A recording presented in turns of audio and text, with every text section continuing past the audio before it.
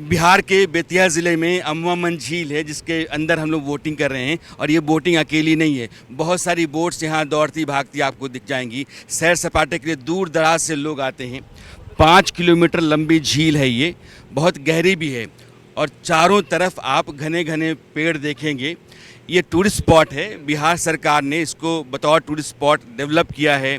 लोग आने जाने लगे। 1 साल तक सरकार ने खुद ही काम किया इसके ऊपर।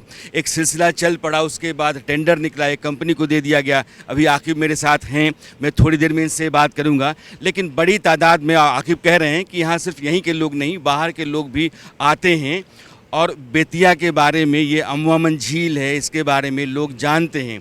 अब ये देखिए कि सूरज ढलने को है और यहाँ जो सनसेट होता है बहुत ही खूबसूरत होता है। तो बहुत सारी ऐसी जगहें बिहार में हैं जिन जगहों को आप पर्यटन स्थल के तौर पर डेवलप कर सकते हैं, विकसित कर सकते हैं। राज्य सरकार ने यह बीड़ा उठाया है और कुछ जगहों को उसने डेवलप किया है। जाहिर है कि उसका नतीजा भी आपको दिखाई पड़ रहा है। लोग आते हैं, सराहते हैं और खुश मन वो लौटते हैं। अब इस तरह के बहुत सारे स्पॉट्स हैं बिहार में, बहुत सारी ऐसी जगहें हैं जिनको विकसित किया जा सकता है। बिहार के पास प्रकृति है, साधन है, संसाधन है, वैसी जगहें हैं। तो जो कुछ भी हमारे पास है, अगर हमने उसको सहेज लिया है, संवार लिया है, उसको डेवलप कर दिया है, लोगों को उस तरफ आकर्षित कर लिया है, तो जाहिर तौर पर बड़ी तादाद में लोग आएंगे, देखेंगे, निहारेंगे, बिहार की तारीफ़ करेंगे। इमेज बिल्डिंग का एक ज़रिया, एक रास्ता यह भी है। ये बहुत अच्छा रहा। अभी हम लोग चूँकि अब बाहर कहीं जाते हैं हम लोग घूमने के लिए, अब झारखंड में भी है, गए हैं, वहाँ भी देखे हैं, झरना है, झील है। लेकिन अभी ये माधोपुर का अमवा मझार, ये जो झील है बहुत नामी, पहले इसका मछली हम लोग खाया करते थे। ऐसे जो हाँ टूरिस्ट के लिए बहुत बहुत बढ़िया, बिहार के लिए और ख़ास करके ये चंपारण के लिए। इसको देख के इतना खुशी हो रहा है कि बता नहीं सकते हैं। छोटे से जगह में टूरिज्म के लिए कुछ हुआ है, तो इसके लिए बहुत बहुत धन्यवाद। बहुत अच्छा लगा, पहला बार किए हैं, लेकिन डर लग रहा था, लेकिन बहुत अच्छा लगा। बहुत बढ़िया लगा हम लोग को। यहाँ पे सब लोग साथ, हम लोग पूरा फैमिली आए थे, बहुत मज़ा आया। 20-25 साल से पहले तो यहाँ पे कुछ नहीं था मनोरंजन के लिए, लेकिन अब तो पार्क वार्क भी बना दिया गया है। और इसको देख के तो खैर बहुत ये जो है मन इस तो यह जो तमाम जगहें डेवलप की जा रही हैं, जिसमें एक यह भी है, बिहार के बारे में राय बदलने के लिए इस तरह के ज़रिए बहुत काम आ रहे हैं। तो यहाँ मैं जितनी देर खड़ा रहूँ, मुझे लगता है कि इस झील में वैसे भी घूमते रहना चाहिए। अगर मैं ना कहूँ कि मैं बेतिया के अमवामन झील में हूँ, तो शायद इधर मेरा कैमरा जाए तो आपको लगेगा कि मैं श्रीनगर के डल लेक में हूँ। तो श्रीनगर के डल लेक की एक झलक जो है वो आपको यहाँ से भी मिल सकती है। लेकिन मैं यहाँ से जा रहा था सड़क किनारे, बेतिया से 20 किलोमीटर की दूरी पर है ये। तो आप चलाओ ना, अच्छा तो फ्रेम आ रहा है, बढ़िया बन रहा है। तो हम मोतिहारी को जा रहे थे, तो ये रास्ता यहाँ से बेतिया से मोतिहारी को जाता है। बीच में 20 किलोमीटर का फासला आप तय करते हैं तो यह झील आती है, तो सड़क किनारे से दिखती है। तो मैंने कहा कि अरे ये तो बहुत अच्छी है। तो सतीश जी मेरे साथ हैं, तो मैंने कहा सतीश जी चलते हैं, बोटिंग करते हैं। तो उन्होंने कहा कि अरे कहाँ, चलिए आगे निकलते हैं। फिर मैंने उनको बुलाया और मैं कहा अरे सतीश जी आइए आइए आइए। अब सतीश जी मेरे साथ हैं, अब तो अच्छा लग रहा है। Ultimate sir, ultimate. आपने जो एक शब्द यूज़ किया ना, डल लेक, हाँ, ये सर सच में अभी आप देखेंगे तो डल लेक ही लग रहा है। आप तो गए हैं डल लेक पे, कितना बड़ा मतलब उसका दायरा होगा। सोचिए ना कि यहाँ अगर कॉटेजेस बना दिए जाएं, हाँ। और आप शाम में आइए और बोटिंग कीजिए, पैरासेलिंग कीजिए, और यहाँ फिर कॉटेजेस हों जहाँ आप ठहर सकते हो, आपके ठहरने खाने पीने वैसे का इंतजाम बोट्स हो। हों। मतलब यहाँ इसको हाँ। और भी डेवलप किया सकता है। हाउस बोट टाइप है जैसे होते हैं डल लेक पे, एग्जैक्टली।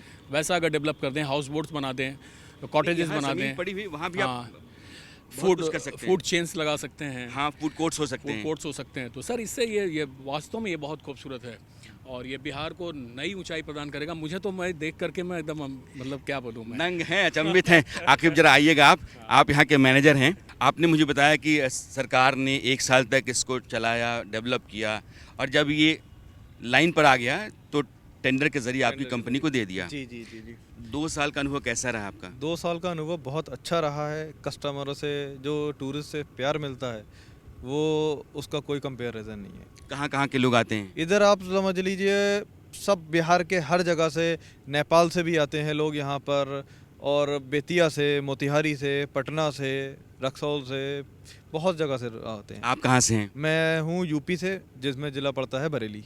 तो बरेली से हैं आप, अब बेतिया में हैं। जी जी। तो कुछ अंतर समझ में आया? अंतर ऐसा कोई खास नहीं है। नहीं, पहले लोग तो बिहार बिहार कहाँ हाँ, जा रहे हो। वो पूरा माइंडसेट कंप्लीट चेंज हो गया यहाँ पर आने के बाद। पूरी तरीके से माइंडसेट पूरा चेंज हो गया है। यहाँ का नज़रिया ही बदल गया है यहाँ पर आने के बाद में, चीज़ देखने के बाद में। हाँ। अनबीटेबल। तो ये जो लोग यहाँ आते होंगे, जाहिर तौर पे आप उनसे मेल मुलाकात करते होंगे, बातचीत करते होंगे, तो वो क्या कहते हैं? वो ये कहते हैं कि हम ये बहुत जगह यहाँ पर ऐसे भी हैं, जैसे यहाँ पर बिहार में लोग सऊदी वगैरह, दुबई वगैरह काम करते हैं, तो लोग अगर छुट्टी बिताने आते हैं तो यहाँ पर बहुत आते हैं, और वो कहते हैं कि हमें ये एक्सपीरियंस नहीं मिल पाता वहाँ पर भी। वहाँ पर आप ये समझ लीजिए, आपको इस जगह को इंटरनेशनली कंपेयर किया जा रहा है दुबई वगैरह से। अच्छा। जी जी जी। तो आकिब ये कह रहे हैं कि यह जगह धीरे धीरे लोगों के बीच में अपनी जगह बना रही है, और अब आना शुरू हो गया है, तो आमद लोगों की धीरे धीरे बढ़ती चली जा रही है, और बाहर की जगहों से अब इसकी तुलना की जा रही है। ये यहाँ से दूर तक ये पानी जिस तरीके से रास्ता बनाता हुआ आगे जा रहा है, ये झील बहुत बड़ी है, आसपास बस्तियाँ भी हैं। आप दूसरी तरफ देखेंगे तो वो शेड्स हैं, मुझे लगता है कि छठ मैया की पूजा जो है उस तरफ लोग करते हैं। फिर भी अभी जितना कुछ है इसको और डेवलप किया सकता है, और बिहार में अभी बहुत सारे ऐसी जगह हैं। मैं तो लगातार घूमता रहता हूँ, जैसे गया जाएंगे आप, औरंगाबाद जाएंगे आप, नालंदा और राजगीर में तो विकास हुआ है उस तरीके से, लेकिन मधुबनी है, मोतिहारी है, चंपारण में बहुत सारी जगहें हैं, सारण के पूरे इलाके में जगह हैं, बीच में आप अगर आरा बक्सर के इलाके में आते हैं तब भी बहुत सारी जगह हैं। तो ऐतिहासिक महत्व की, धार्मिक महत्व की, सांस्कृतिक महत्व की, पुरातात्विक महत्व की, और इस तरीके से कुदरत ने जो आपको नेमत के तौर पर दे रखा है, वैसी जगहों को भी आप डेवलप करके टूरिज़्म के ज़रिए ना सिर्फ आप राजस्व कमा सकते हैं, बल्कि बिहार बाकी राज्यों के लोगों को अपनी तरफ खींच सकता है। और यहाँ जैसे जैसे लोगों का आना शुरू होगा, बड़ी तादाद में आएंगे, जब लौटेंगे तो एक अलग तरह का नज़रिया लेकर के लौटेंगे, एक अलग तरह की सोच के साथ लौटेंगे। तो ये मेरा मन तो कर नहीं रहा कि यहाँ से जाएं, लेकिन आकिब ने कहा कि सर चलते हैं, एक बार एक चक्कर मार करके आ जाते हैं।